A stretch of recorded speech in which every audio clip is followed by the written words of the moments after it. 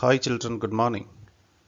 Here in this module, we are going to discuss about the president, his powers, functions, appointment, etc.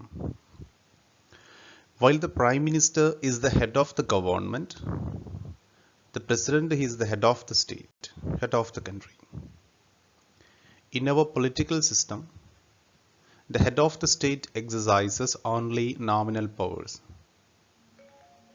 The president of India is like the Queen of Britain, whose functions are to a large extent ceremonial.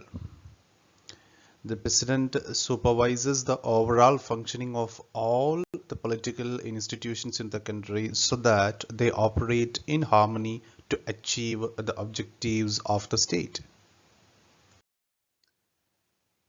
The President is not elected directly by the people. That election procedure is indirect. All the members of parliament, means MPs, and members of state legislative assemblies, MLAs, elected the President of India. A candidate standing for president's post has to get a majority of votes to win the election. This ensures that the president can be seen to represent the entire nation. At the same time, the president can never claim the kind of direct popular mandate that the prime minister can. This ensures that the president remains only a nominal executive. The same is true of the powers of the president. If you casually read the constitution, you would think that there is nothing that the president cannot do.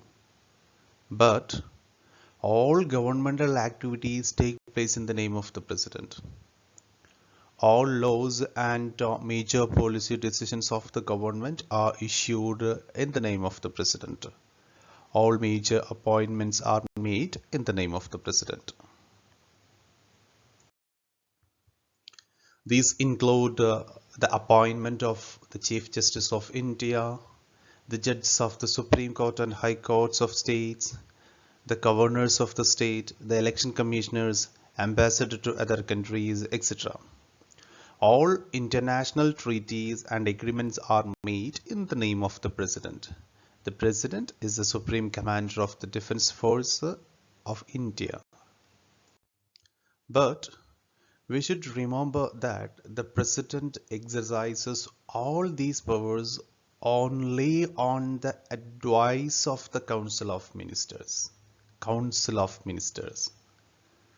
The president can ask the Council of Ministers to reconsider its advice, but if the same advice is given again, she is bound to act according to it. Similarly, a bill passed by the Parliament becomes a law only after the President gives assent to it. If the President wants, she can delay this for some time and send the bill back to the Parliament for reconsideration.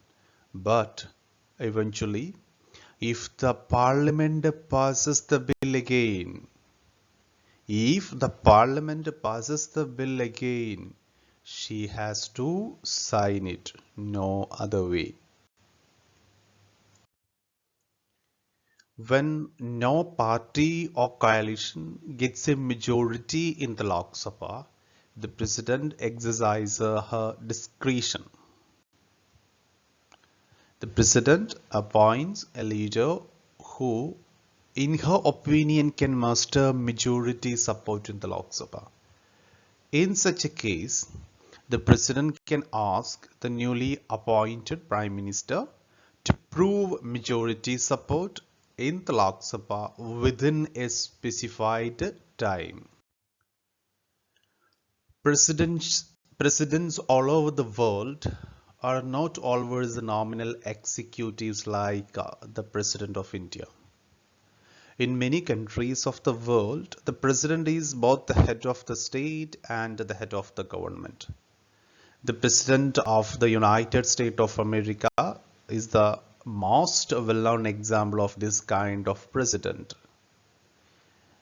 They practice parliament presidential form of democracy, whereas India practice parliamentary form of democracy.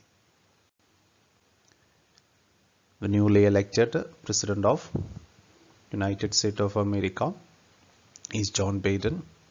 He was the candidate of Democratic Party. You must have read. The US president is directly elected by the people. He personally chooses and appoints all ministers. The lawmaking is still done by the legislature, called the Congress in the US, but the president can veto any law. Veto power. Most importantly, the president does not need the support of the majority of members in the Congress, and neither is he answerable to them. He has a fixed tenure, fixed period, fixed tenure for 4 years, and completes it even if his party does not have a majority in the Congress. Hi children, hope you have understood this part. We have one more module to be taken from this topic. Read the textbook well and try to find the answer to this question. We will meet again with a new module in our next history class. Thank you.